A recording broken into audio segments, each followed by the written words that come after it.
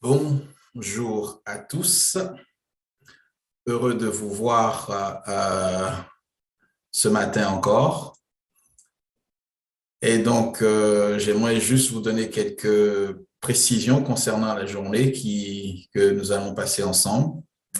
Nous avons eu un petit retard, mais bon, par la grâce de Dieu, on tentera de pouvoir, malgré tout, tenir notre programme.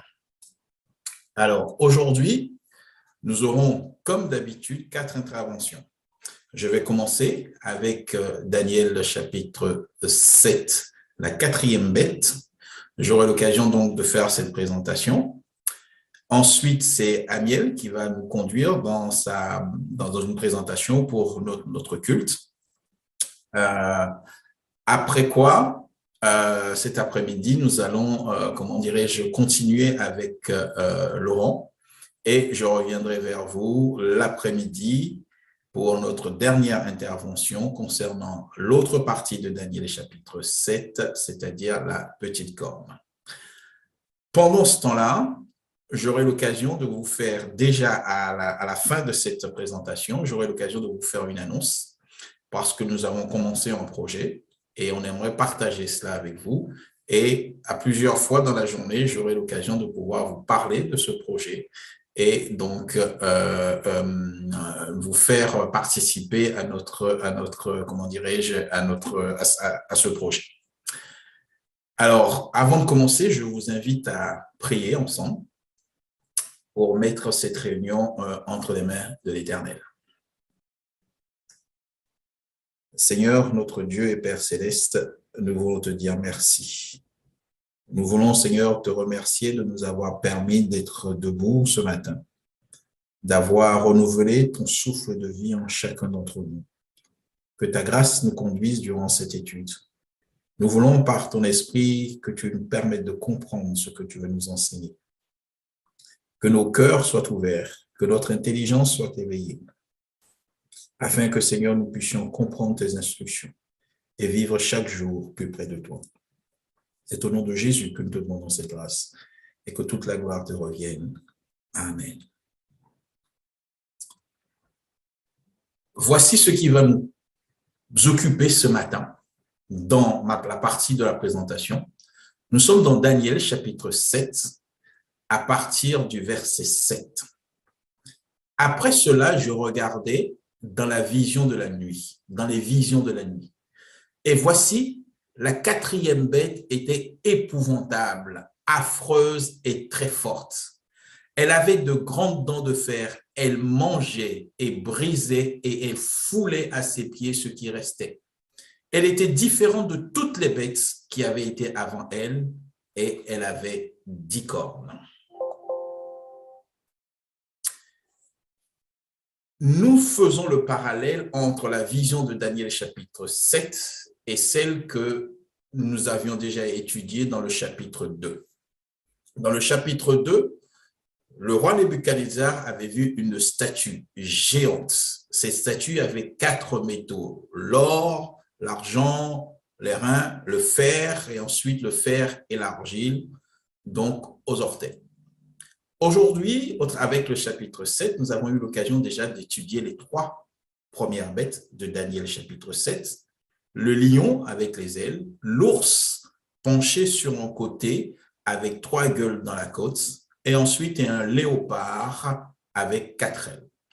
Et nous avions vu ensemble qu'il y avait un parallèle entre le chapitre 2 et le chapitre 7. Il s'agit des royaumes qui ont précédé celui que nous allons étudier aujourd'hui. Et donc, voici une représentation, et j'ai voulu que ce soit, en noir et blanc, c'est cette photo-là que j'ai trouvée. C'est quelque chose qui n'est vraiment pas beau à voir, c'est affreux. Effectivement, comme nous pouvons le lire, regardez ce que Daniel voit.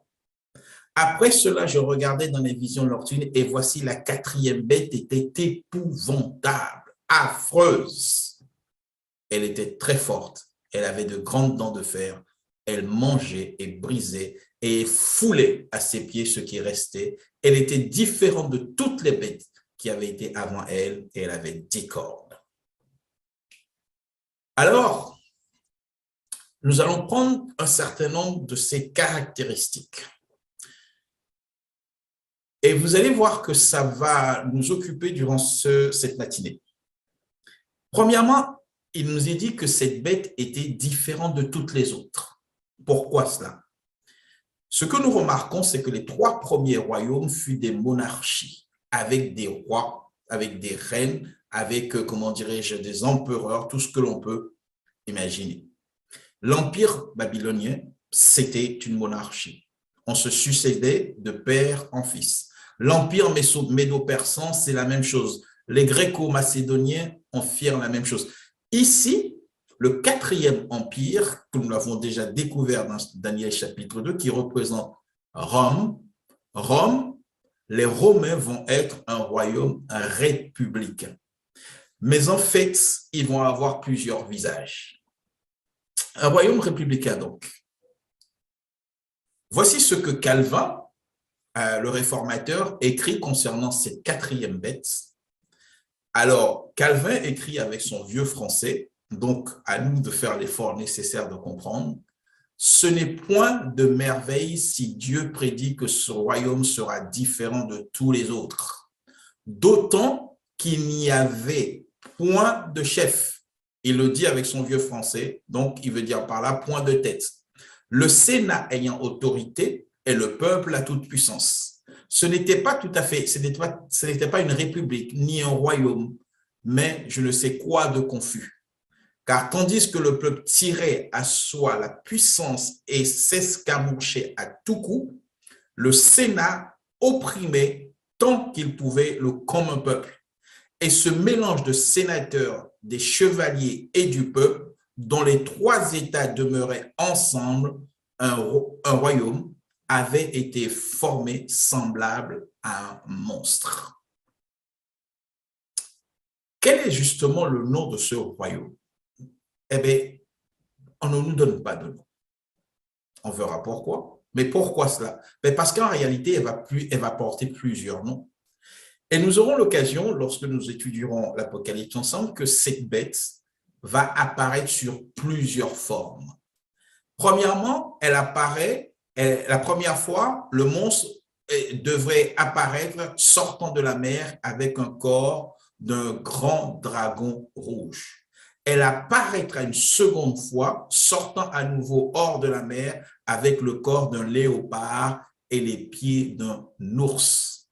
La 3e fois, sortant non de la mer, mais de l'abîme, avec le corps couleur écarlate et plein de noms de blasphème. Elle était différente des autres. Elle est différente des autres parce qu'elle va avoir plusieurs visages, elle va avoir plusieurs formes. Et donc, on peut regarder ensemble, je vous propose de regarder ensemble les différentes phases, les différents aspects de cette bête. Tout d'abord sur le plan politique.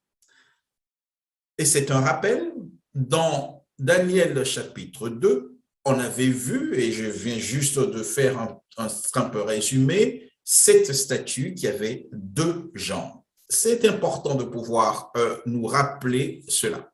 Rome va avoir 2 aspects qui vont être incontournables. C'est la Rome des consuls au Sénat et d'un côté, le peuple romain. Le consulat, les consuls qui siègent au Sénat, mais en même temps le peuple. Rome va avoir aussi un autre aspect. D'un côté, elle va être une Rome impériale, mais de l'autre côté, ça va être aussi l'empire de l'Église et de l'autre côté. Cependant, ils ne vont jamais être capables de s'unir. Rome, c'est l'empire des Romains, mais aussi avec sa division en 10 royaumes. C'est la 3e phase de ce même royaume, uniquement sur le plan politique. Et ensuite, Rome, elle va être à la fois une anarchie et une démocratie. Cette 4e bête, elle a un certain nombre d'aspects. Voilà pourquoi le prophète Daniel ne décrit pas son corps, mais décrit simplement son visage, décrit ses ongles. Les autres aspects, on aura l'occasion de le voir plus tard parce que Dieu va donner de plus amples révélations à son prophète sur l'île de Patmos dans l'Apocalypse. Uniquement déjà sur le plan politique, Rome va apparaître sous plusieurs aspects. Regardons maintenant sur le plan religieux. Il y a donc premièrement Rome, une Rome républicaine, une Rome impériale, une Rome déca-royale, c'est-à-dire les 10 royaumes, une Rome anarchique et révolutionnaire. Mais sur le plan religieux, Rome va être aussi la Rome païenne. Elle sera aussi la Rome catholique, elle sera la Rome papiste, elle sera la Rome athée et blasphématoire. Elle va avoir plusieurs formes, plusieurs apparences durant le cours de son histoire. Notons quelques-unes de ses caractéristiques. Elle était épouvantable, affreuse, très forte. Elle mangeait, brisait, elle dévorait, elle foulait à ses pieds ce qui restait. Elle avait de grandes dents de fer et, on le verra cet après-midi, elle avait aussi 10 cornes. Et de cette corne sortira une petite corne. Je vous propose ce matin de regarder quelques-unes de ces caractéristiques que nous voyons ici. Pourquoi est-ce qu'elle est décrite de cette façon? Alors, on nous a dit qu'elle était très forte. Il y a d'autres traductions qui vont nous dire qu'elle était excellemment forte ou encore splendidement forte, forte à merveille. Le gouvernement de Rome et leur armée. Ils n'attendent pas pour s'occuper de la guerre, pour que la guerre les y contraigne. Ils s'y exercent continuellement. Jamais ils ne cessent de manier leurs armes. Ils en sont aussi inséparables qu'ils étaient nés, comme s'ils étaient nés en les portant en leurs mains, va noter un historien, Joseph. Il faut savoir qu'en réalité, Rome va professionnaliser la guerre, va faire en sorte que ça devienne, le métier de tuer devienne la guerre devienne un métier. Voilà.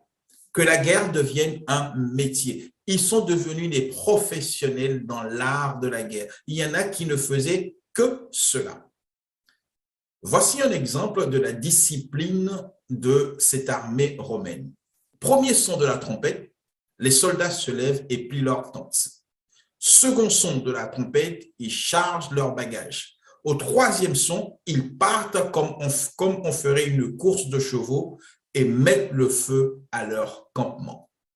Ensuite, l'historien va nous décrire tout le rituel lorsqu'il s'agissait de partir. Au quatrième son de la trompette, alors on saluait le général et on criait « Nous sommes prêts pour la guerre ». Alors on pouvait partir. Et toujours lorsqu'on décrit, ces historiens décrivent cette armée romaine, le simple fait de voir l'armée romaine défiler était une panique, ne serait-ce que pour l'adversaire. Tout dans l'armée romaine était de fer. Tout dans l'armée romaine était d'une discipline absolument infaillible. Voilà pourquoi le prophète va décrire cela en parlant de quelque chose. Elle était très forte. Elle était extraordinairement forte. On n'avait jamais rien vu de pareil jusqu'à présent. Et donc, c'est pour cela que cet empire, à cause de cette discipline, à cause de son armée, va conquérir ce territoire que vous voyez ici avec une facilité, avec beaucoup d'aisance, parce qu'elle avait une armée extraordinairement forte, disciplinée, impitoyable. Tout le bassin méditerranéen va être conquis et les peuples vont être soumis. Et donc, on voit ici, vous voyez cette partie, une partie de l'Afrique, l'Europe en grande partie, le bassin méditerranéen. Et vous voyez ici, mare internum, c'est-à-dire notre mer. C'est ainsi qu'il parlait de la Méditerranée. Les Romains disaient c'est notre mer parce qu'il avait entièrement conquis, c'était quelque chose de privé, en quelque sorte. Et le dessin que nous avons ici, comment dirais-je, la carte que nous avons ici, ben, effectivement, partout où vous allez, si vous avez accès à la mer Méditerranéenne, comment dirais-je, vous ne pouvez pas échapper à la puissance de Rome. Et ensuite, une autre caractéristique qui nous est donnée concernant cette bête, c'est qu'elle disait qu'elle mangeait. Dans le verset 19, on va répéter cette même phrase, elle mangeait. Rome, en effet, a différé par ce trait de tous les plus méchants empires de ce monde, car rien de pareil ne s'est jamais vu dans l'histoire des nations. C'est un fait historique. Un peuple tout entier se faisait nourrir 600 ans. C'est 600, le règne comment dirais-je, de Rome dira 622 ans exactement. Hein? Donc, elle se faisait nourrir durant 600 ans par les nations vaincues. Il faut que nous sachions que durant plus de 600 années, tous les peuples vaincus ont dû fournir gratuitement et régulièrement à chaque citoyen de Rome son pain d'abord, c'est-à-dire son orge et son froment mesurés, et là c'est une unité de l'époque, mesurée par mu de 16 cithères. Pardon. Puis ensuite, sa viande de porc, mesurée en onces, puis ensuite son huile et son vin qui sont mesurés par d'autres mesures de l'époque. On distribuait de tout cela chaque année au peuple de Rome comme son revenu patrimonial. C'est dans ce but que des navires en grand nombre arrivaient constamment d'Asie, de Sicile, de Sardaigne, d'Afrique, d'Égypte, d'Espagne et de France. Et en l'an 43, il y a eu un recensement et on pouvait compter jusqu'à 6 840 000 citoyens romains. Imaginons-nous un instant, 6 840 000 citoyens romains à qui les autres peuples vaincus devaient apporter leur nourriture. Pour donc les citoyens romains, pour une population globale de 60 à 80 millions d'habitants. 6 millions de citoyens romains, mais dans un empire qui avait entre 60 et 80 millions d'habitants. On peut donc penser qu'il y avait en moyenne un Romain pour 10 esclaves. Un Romain pour 10 esclaves. Un exemple, l'empereur Claude, par exemple, va promulguer le droit de bourgeoisie. Un autre exemple, l'Égypte seule fournissait à Rome tous les ans 20 millions de nuits de froment, soit, et j'ai voulu faire la conversion, cela revient à 17 millions de litres de froment. Ça, c'est ce que seule l'Égypte devait fournir. Maintenant, le reste de l'Afrique fournissait le double de cette quantité.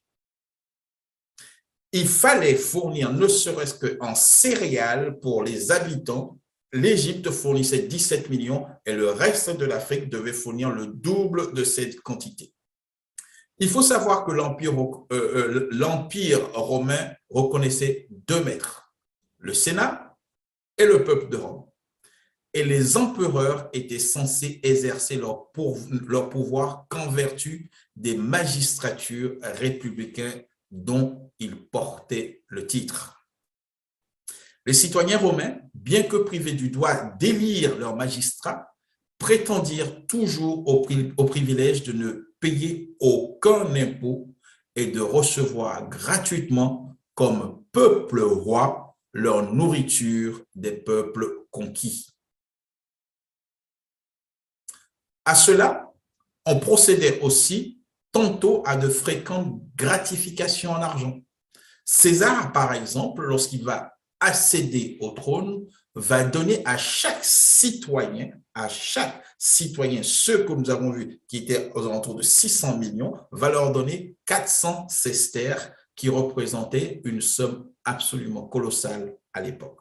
L'empereur Auguste et l'empereur Sévère donneront eux le double le jour où ils vont monter sur le trône. On faisait aussi de grandes largesses aux militaires. C'est le donativum. Excusez pour le latin. Un autre exemple, un autre empereur, Marc Aurèle, fut obligé de donner par tête pour son couronnement 2500 francs à ses 400 000 soldats, aux 400 000 soldats de l'Empire, ceux qui défendaient l'Empire. On peut avoir une idée de l'épuisement des provinces, des exactions des gouverneurs et des malheurs des vaincus. On comprend mieux la justesse des paroles de la vision, elle mangeait. Très monstrueux et très séculaire, le peuple de Rome mangeait et le monde entier travaillait pour lui, pendant que lui, fainéant et cruel, se passionnait à ses fêtes de cirque, à ses orgies, ses beuveries. On peut comprendre pourquoi il y avait environ 6 mois de congés par an et des esclaves en grand nombre. Continuons. Une autre caractéristique qui est donnée concernant cette bête monstrueuse, épouvantable, affreuse, extraordinairement forte, c'est que le texte va nous dire qu'elle foulait aux pieds ce qui restait. Ces paroles prophétiques sont destinées à dépeindre l'extrême cruauté du gouvernement de Rome et ses rigueurs impitoyables à l'égard des vaincus. Malheur aux vaincus, c'était sa maxime. Malheur aux vaincus. Tous les trésors des peuples vaincus devaient aller à Rome. Il fallait, pour les peuples vaincus, il leur fallait renoncer à leurs lois, à leurs mœurs et même à leur langue. Dans toutes les provinces, on voyait leurs hommes libres, donc les hommes libres des peuples vaincus, découragés par ces exactions incessantes. 3 fois malheur à une province qui essayait de résister. La bête foulait de son pied puissant et la déchirait de son ongle d'airain. Elle tuait sans pitié les hommes. Voilà, après une conquête, ce qui pouvait se passer. Elle allait tuer sans pitié les hommes. Elle y vendait ensuite des enfants et des femmes que le glaive avait épargnés. Et ils avaient un nom pour cela, on appelait ces malheureux les servatis, ou conservés au milieu du massacre. Pourquoi on les conservait?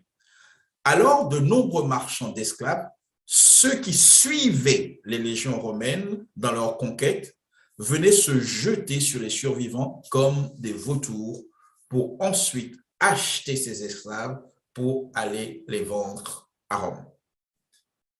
Si l'on veut avoir une explication, peut-être une meilleure compréhension, l'armée romaine venait, faisait un massacre, et lorsqu'il y avait des personnes qui avaient échappé à cela, ces personnes devenaient esclaves. Que vous soyez enfants, femmes, etc., vous deveniez esclaves. Si c'était des hommes, ils étaient censés devenir des gladiateurs, mais en tous les cas, esclaves.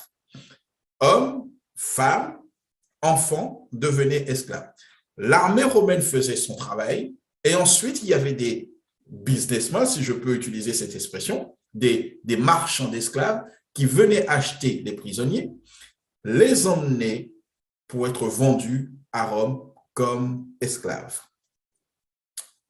Et donc, on peut comprendre, et on reviendra un peu plus tout à l'heure un peu sur certains de ces aspects, la façon dont l'armée romaine procédait. Vous étiez soit tué ou vous deveniez esclave. Allez savoir qu'est-ce qui est mieux.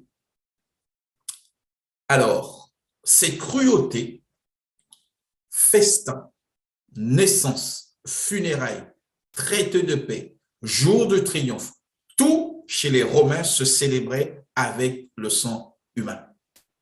Que ce soit pour les festins, que ce soit pour une naissance, pour fêter une naissance, ou un funérail, ou un traité de paix, c'est sur un jour de fête, jour de tristesse, peu importe, ça se fêtait chez les Romains avec du sang humain. Cette cruauté nationale était si profonde dans les mœurs qu'elle se manifestait juste dans les circonstances qui, partout ailleurs, dans toute autre civilisation, auraient adouci les esprits et porté chaque esprit à la bienveillance. Que l'on soit à table, dans une réunion amicale, au milieu des festins, on faisait entrer des gladiateurs. C'est lors des fêtes et des repas que l'on avait pour coutume ou habitude d'apporter dans une serviette à l'empereur ou à sa dame les têtes des suppliciés.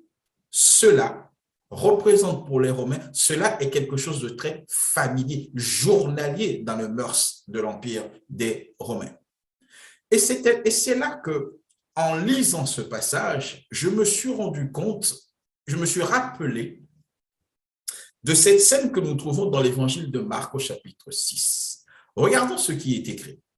Cependant, un jour propice arriva lorsque Hérode, à l'anniversaire de sa naissance, donna un festin assez grand aux chefs militaires et aux principaux de la Galilée. La fille d'Hérodias entra dans la salle, elle dansa et plut à Hérode et à ses convives. Le roi dit à la jeune fille, demande-moi ce que tu voudras et je te le donnerai. Il ajouta avec serment, ce que tu me demanderas, je te le donnerai, fût-ce la moitié de mon royaume. Et cette gente dame, si je peux utiliser cette expression, étant sortie, elle dit à sa mère, que demanderai-je? Et la mère répondit, la tête de Jean-Baptiste. La tête de Jean-Baptiste. Elle s'empressa de rentrer aussitôt vers le roi et lui fit cette demande. Je veux que tu me donnes à l'instant sur un plat la tête de Jean-Baptiste. Le roi fut attristé, mais à cause de ses serments et des convives, il ne voulut pas lui faire un refus. Il envoya sur le champ une garde avec l'ordre d'apporter la tête de Jean-Baptiste. Le garde alla décapiter Jean dans la prison et apporta la tête sur un plat. Il la donna à la jeune fille et la jeune fille la donna à sa mère. Quand nous lisons, mes amis, ce récit, elle me fait penser à un autre récit que nous trouvons dans le livre de la Genèse. Il s'agit de Lot et de ses filles. Les filles de Lot ont été élevées à Sodome et Gomorrhe. Et lorsqu'ils sont partis et se sont retrouvés sans possibilité d'être avec un homme, qu'est-ce qu'ils ont fait? Ils ont saoulé leur papa, leur père, pour ensuite commettre l'inceste avec. Mais d'où cette idée peut-il venir? Eh bien, c'est exactement la même chose que nous trouvons avec cette Agrippa. Comment s'appelle-t-elle? Cette jeune fille qui vient dansa, cette jeune fille Agrippine, je crois, c'est son nom. OK? Alors, d'où ça vient? En fait, mes amis, le contexte social. Cette jeune fille qui demande la tête de Jean-Baptiste, c'est parce que, en réalité, pour les Romains, c'est quelque chose de tout à fait normal. C'est dans leur habitude, c'est dans leurs mœurs, c'est dans leurs coutumes. Quand on veut faire un bon repas, ben, il faut qu'il y ait un mort. Il faut qu'il y ait des cadavres. Et elle va danser, l'autre va être très heureux, et qu'est-ce qu'il va dire? Demande-moi ce que tu veux. D'accord, ce que je veux. Eh bien, pour que la fête, excusez l'expression, pour que la fête soit bonne, pour que la fête soit pleine, donne-moi la tête de Jean le Baptiste. Mais pourquoi cela? Je vous invite à relire dans l'évangile de Marc au chapitre 6, à partir du premier verset, le récit. Parce que Jean le Baptiste avait eu le courage de dire, tu n'as pas le droit de prendre cette femme, parce que cette femme avait été cette femme avait déjà été la femme de ton frère. Et Jean le Baptiste va devenir là un ennemi. Alors, qu'est-ce qu'on fait de ces ennemis? Eh bien, lorsqu'on fait une fête, lorsque la fête est bonne, lorsqu'on te demande, on te dit quelque chose, eh bien alors, donne-moi la tête de cet homme. Et malgré sa tristesse, le roi va quand même, parce qu'il a fait un serment, parce qu'il y a des convives, il envoya néanmoins, malgré sa tristesse, va néanmoins à demander à ce que l'on fasse exécuter Jean le Baptiste. Regardons maintenant la façon dont les supplices, les Romains faisaient, comment dirais-je, torturer qu'est-ce que je vais dire, leurs esclaves. Premièrement, pour les esclaves, c'était la croix. Voilà un autre trait de caractère. Pour les hommes libres, la verge avec la hache. C'est pour cela que leur consul ne sortait jamais sans ces verges attachées à une hache. Et donc, voici une citation. Je vous épargne la traduction, comment dirais-je, la lecture latine. Et je vais directement à la traduction. Stupéfait d'être flagellé et frappé à coups de hache. Et alors, peut-être que vous et moi, nous allons mieux comprendre Matthieu chapitre 27, le verset 26. Alors Pilate, là nous parlons de Jésus, alors Pilate leur relâcha Barabbas et après avoir fait battre de verge Jésus, il le livra pour être crucifié. Au niveau des supplices, Rome avait là encore une cruauté qui dépassait ce qui était dans ce qui pouvait être conçu. Il était normal de pouvoir flageller avec la verge et ensuite, et pour Jésus, en fait, ils vont d'abord l'humilier en le flagellant, mais ensuite, ils vont, excusez-moi du terme, ils vont finir le travail à la croix. Voilà la façon dont les Romains traitaient ceux qu'ils considéraient comme leurs ennemis. Jésus va subir cela parce que c'est dans les mœurs de Rome, c'est dans les habitudes de Rome. Et en fait, ils sont, si je peux, ils sont cohérents à leur façon d'être.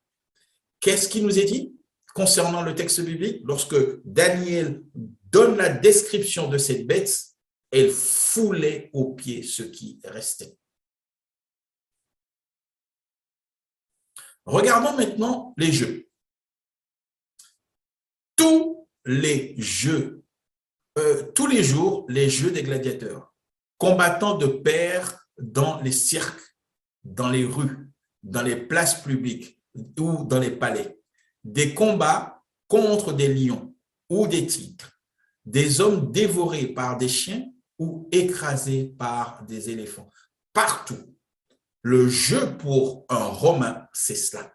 Il n'y a pas de jeu s'il n'y a pas de sang. S'il n'y a pas de mort humaine, ce n'est pas un jeu. Et donc, que ce soit dans les amphithéâtres, que ce soit à la rue, lorsqu'un Romain veut s'amuser, eh bien, finalement, il faut qu'il y ait un mort. Mais pas eux, bien évidemment, la mort des autres. Les esclaves. Quel est le sort que les Romains réservaient aux esclaves? Regardons quelques lois romaines sur le sujet. Une des lois nous dit, l'esclave n'est pas une personne, c'est une chose. C'est une loi romaine. Une autre loi nous dit ceci, l'esclave ne peut rien posséder, dit une autre loi, parce qu'il est lui-même possédé par autrui. L'esclave ne peut rien posséder, absolument rien posséder. Ou encore, aucune injure ne peut atteindre un esclave, cela ne regarde que son maître. Autrement dit, si vous insultez un esclave, c'est son maître qui peut être, comment dirais-je, affecté. c'est son maître. Lui n'est pas une personne, il n'est pas une chose, il est une chose, il n'est rien. Il ne peut pas avoir de ressenti. Je n'ai pas noté ici, mais on peut continuer ce tableau. Lorsque vous deveniez esclave, vous n'avez plus de père, ni de mère, ni de mari, ni d'enfant. Vous n'êtes rien, vous n'êtes plus une personne. Et c'était là les lois romaines. Lorsqu'un Romain est assassiné, va dire une loi, voici dans le nom, la loi Sinala. Lorsqu'un Romain est assassiné, tous les esclaves habitant sous le même toit, hommes, femmes et enfants, doivent être mis à mort pour consacrer la sûreté des maîtres. Eh bien, cette loi, elle va être appliquée à de nombreuses reprises, de façon quasiment systématique. Et je vais vous donner ici un exemple. En l'an 61, et je notais ici que l'apôtre Paul était probablement à Rome au moment de ce fait. Un Romain du nom de Pedanius Secutium, excusez pour le latin, fut assassiné par un esclave. Toute la ville fut grandement émue parce que l'on va massacrer, l'on massacra 400 esclaves qui étaient des habitants de sa maison. Parce qu'un homme, un esclave, a assassiné le maître, la loi que nous venons de citer dit que tous les esclaves, hommes, enfants, femmes, devaient être massacrés. Eh bien, ils vont le faire. Ils vont mettre cela en œuvre. Ils vont exécuter cette loi à cause du meurtre de ce seul Romain. Les 400 esclaves qui étaient dans sa maison ont été exécutés.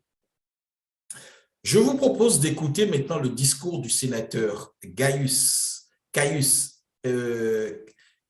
Cassius. Qu'est-ce qu'il dit? Discours qu'il va faire au Sénat. Aujourd'hui, que nous avons dans nos foyers des esclaves de toutes les nations, ce vil ramas de barbares ne peut être contenu que par la crainte. Nous avons des esclaves, mais ce sont des barbares. Ces gens-là n'ont pas d'importance. Ces gens-là ne sont rien d'autre. La seule façon de pouvoir les tenir, c'est qu'ils aient la crainte. Et il continue. Quelques innocents périront sans doute, mais point de grands exemples sans des injustices particulières. Et ces injustices, et il continue, qui disparaissent devant les hautes considérations de l'utilité publique. Voici une loi. Si un Romain venait à mourir parce qu'il était assassiné, tous les esclaves doivent mourir. Cet homme va avoir 400 esclaves. Eh bien, ils vont appliquer la loi. Ils vont appliquer cette loi. Eh bien, les 400 esclaves, mais on sait qui a tué. On sait qui a tué. Mais puisque la loi dit tous les esclaves, alors les Romains vont exécuter tous les esclaves qui sont dans cette maison. Et comment ils le justifient? Le sénateur justifie cela. Si nous voulons être écoutés, il faut que nous appliquions cette loi. Et alors, bon, il va y avoir des innocents, mais ce n'est pas grave. Peu importe. Injustices particulières qui vont disparaître devant les hautes considérations de l'utilité publique. Les innombrables guerres des Romains leur emmenaient chaque année de toutes les parties du monde des esclaves en très grand nombre.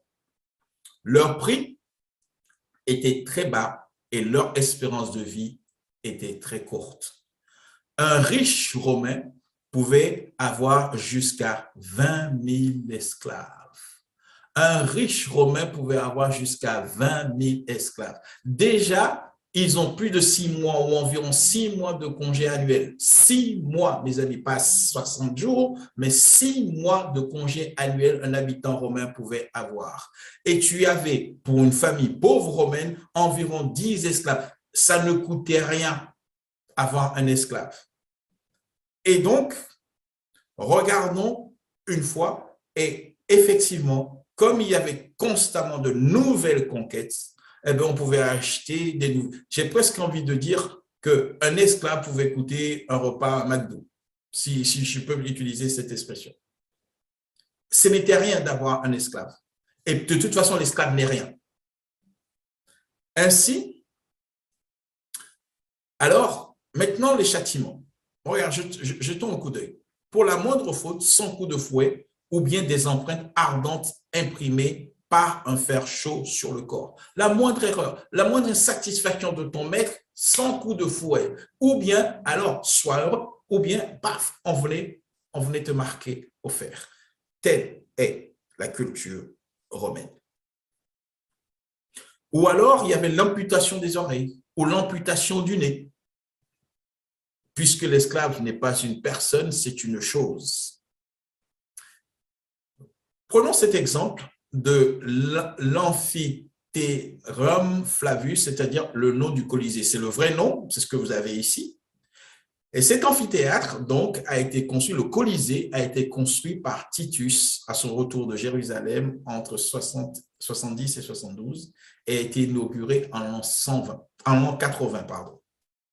Pour son inauguration, on offrira au peuple pendant plus de 100 jours. J'ai lu que ça a duré 117 jours. J'ai lu ailleurs que c'était 117 jours de fête continuelle pour inaugurer le Colisée avec des jeux, des combats de gladiateurs et autres jeux.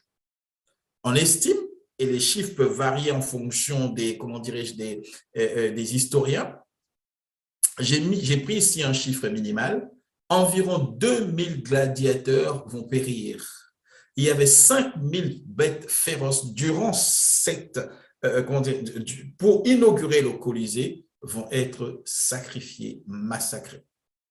Ce peuple de Rome, avec ses empereurs, ses chevaliers, ses sénateurs, ses prêtresses et ses dames, dans chaque paire de gladiateurs, il faut là préciser une chose, quand on vend un esclave ou bien gladiateur, c'était toujours par deux. D'accord? Donc, il y avait une paire. Et on leur disait, il faut que l'un de vous, au moins, soit tué. C'est la règle. Pour un Romain, pour un citoyen romain, l'esclave n'étant pas quelque chose, une personne, mais une chose, et une chose à vil prix, alors, pour vous amuser, pour que le Romain puisse s'amuser, s'égayer, fêter son anniversaire, comment dirais-je, fêter la naissance de son enfant, etc., on organisait un combat de gladiateurs ou alors on faisait rentrer des lions et il y avait combat entre les bêtes féroces. Et donc, il faut que l'un de vous soit tué.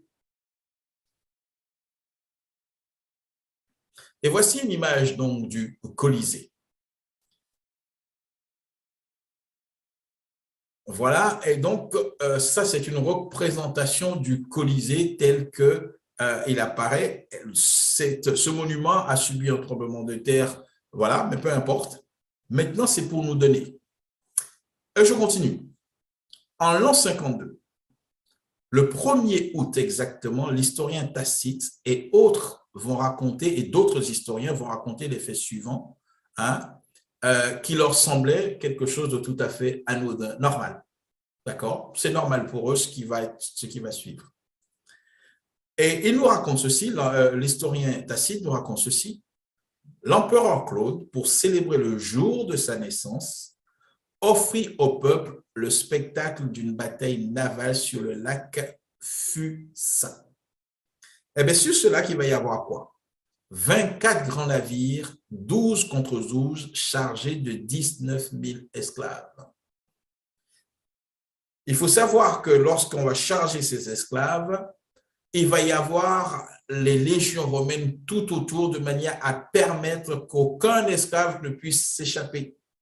Aucun esclave ne pouvait s'échapper. Ils sont 19 000. Et donc, l'empereur Claude présidait la fête, couvert d'un habit militaire magnifique avec l'impératrice, la belle et fière Agrippine, la mère de Néron, qui, elle, est vêtue d'une cotte d'armes en or. Avant le combat, les 19 000 esclaves devaient défiler devant l'estrade impériale Ave Imperator Morituri te Saluti. Vraiment, je pense que je vais arrêter le latin.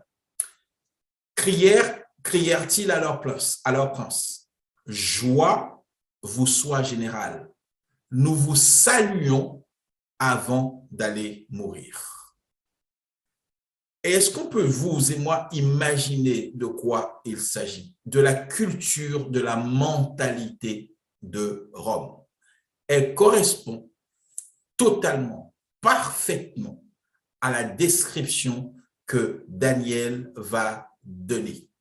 Après cela, je regardais dans mes visions, dans la vision de la nuit, et voici la quatrième bête était épouvantable, épouvantablement affreuse. Elle était forte, elle avait des dents de fer, elle mangeait, elle brisait et elle foulait à ses pieds ce qui restait. Elle est différente de toutes les autres bêtes qui ont reçu avant.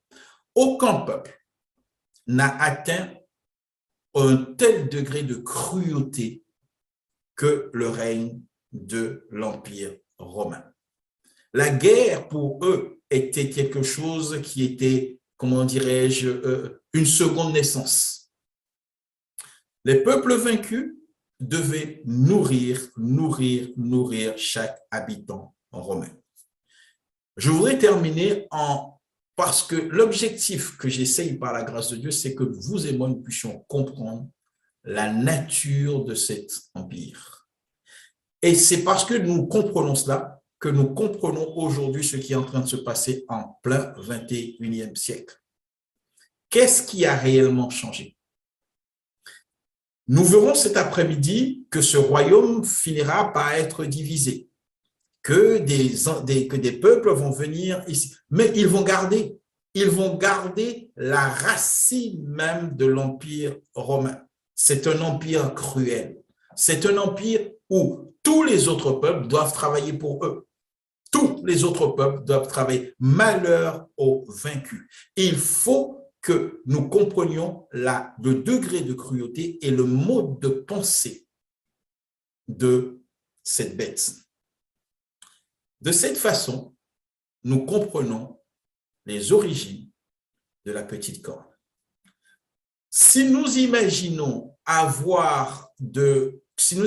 que la petite corne aura pour nous une compassion quelconque, c'est que nous n'avons pas compris d'où elle vient. Elle est née de ça.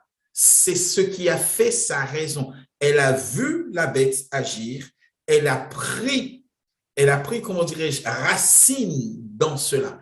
Et en fait, que ce soit les 10 royaumes qui vont peupler ensuite la Rome païenne, elles vont avoir la même façon d'agir à l'égard des autres peuples qui seront conquis. Elle aura la même forme de gouvernance. Tout le monde doit travailler pour un petit groupe. Ne sommes-nous pas toujours aujourd'hui, en plein 21e siècle, dans l'image de cette bête, de cet animal qui est épouvantable devant Dieu, mais qui est en même temps extraordinairement forte? Ne nous attendons donc pas à une quelconque compassion, mes amis, de cette bête. Tuer, pour eux, est une culture. Vaincre l'adversaire, humilier l'adversaire est une façon de vivre, un art de vivre. Je vous ai laissé quelques détails et je me rappelle en lisant cet ouvrage de Louis Gossen, avec lequel je me suis inspiré pour faire cette présentation, une scène de l'empereur Claude. Deux gladiateurs qui étaient en train de se battre. Et donc, les deux gladiateurs vont finir par se donner un coup mortel et l'empereur Claude va s'exclamer: « Ah, quel beau coup !» La mort est devenue pour eux une joie. Le summum du plaisir, c'était de voir les autres mourir. Et donc, cette phrase, ce texte, le chapitre 7, le verset 7, correspond parfaitement à l'Empire romain. L'Empire romain, déjà l'Empire païen, mais également ce qui est en train de se passer aujourd'hui. Parce que nous avons besoin de comprendre, de méditer ces paroles. Aux yeux de Dieu, cette bête est épouvantable, affreuse, horrible. Et c'est cette grâce que Dieu va nous accorder parce que le texte va continuer en disant que pendant qu'il était en train d'agir, alors Dieu va ouvrir une scène de jugement. Et c'est là le contraste que nous sommes appelés à vivre et à étudier cet après-midi. Alors que la bête est en train de faire ceci, dans le ciel, il va y avoir un jugement qui va être instruit. Alors qu'elle est en train de faire toutes ces actions, nous devons nous rendre compte que notre secours ne viendra que de l'Éternel qui mettra fin à cette bête. De la même manière que dans le chapitre 2, toujours de Daniel, il y a une petite pierre qui est venue, comment dirais-je, faire voler en éclats les pieds de la statue, l'or, l'airain. De la même manière, cette quatrième bête sera vaincue, anéantie. Alors, tous les peuples du monde pousseront un ouf de soulagement parce que la tyrannie sera terminée, parce que plus jamais nous ne verrons aucune bête de cette sorte agir et opprimer le monde à ce point. Je prie le Seigneur pour que chacun d'entre nous, nous puissions comprendre, pour que nous puissions apprécier la justesse de la parole de Dieu. Dieu ne nous a pas voulu que nous puissions être, comment je dirais, endormis. Parce qu'aujourd'hui, ce qui se passe, certaines personnes peuvent avoir une certaine empathie, une certaine sympathie pour cette bête. Mais non, mes amis, non, non, non et non. C'est une bête affreuse, c'est une bête cruelle. Cette bête, Dieu a l'intention de mettre fin à son règne et il le fera bientôt. Amen. Prions ensemble. Seigneur, notre Dieu, notre Père céleste, je te remercie pour ce moment. Je te demande, Seigneur, de nous permettre de comprendre ta volonté. Je te demande de nous permettre de marcher avec toi afin que tu sois béni dans nos vies, que tu sois exalté et que toute la gloire te revienne au nom de Jésus. Amen. Je vais jeter un coup d'œil pour l'heure qu'il est. Il est 10h54 à ma montre. Je vous propose d'avoir 5 minutes de pause. Et donc, nous allons continuer avec Amiel. Mais auparavant, j'aimerais vous faire une annonce. Cette annonce, j'aurai l'occasion de la faire plusieurs fois. C'est pour vous dire que du 9 au 23 février, je répète, du 9 avril au 23 avril, donc de cette année 2022, c'est dans quelques semaines, nous aurons l'occasion, nous avons été invités à venir, à aller en Côte d'Ivoire, à Abidjan exactement, pour une campagne d'évangélisation. Donc, du 9 au 23 avril, nous sommes invités à venir à aller en Côte d'Ivoire, pour une campagne d'évangélisation. Nous sommes 2. Nous aurions dû être 3, mais Laurent ne peut pas cette fois-ci. C'est partie remise. Donc, ce sera moi et Amiel qui partiront pour cette campagne d'évangélisation qui se tiendra du 9 au 23 avril. On aimerait solliciter votre soutien de manière à ce que nous puissions avoir de quoi payer les billets d'avion et payer le reste, etc. Donc, pour tous ceux qui ont envie, j'aimerais, je vous laisserai mes coordonnées. Vous pouvez nous aider à pouvoir, participer aux frais de cette campagne. Cette campagne d'évangélisation, j'aimerais vous dire, il va bientôt y avoir une vidéo qui va sortir. Je l'attends, j'aurais dû la voir aujourd'hui, mais il y a eu un retard. Donc, ben, soyez, comment dirais-je, ben, on vous remercie d'avance déjà pour votre participation, pour ceux qui le peuvent.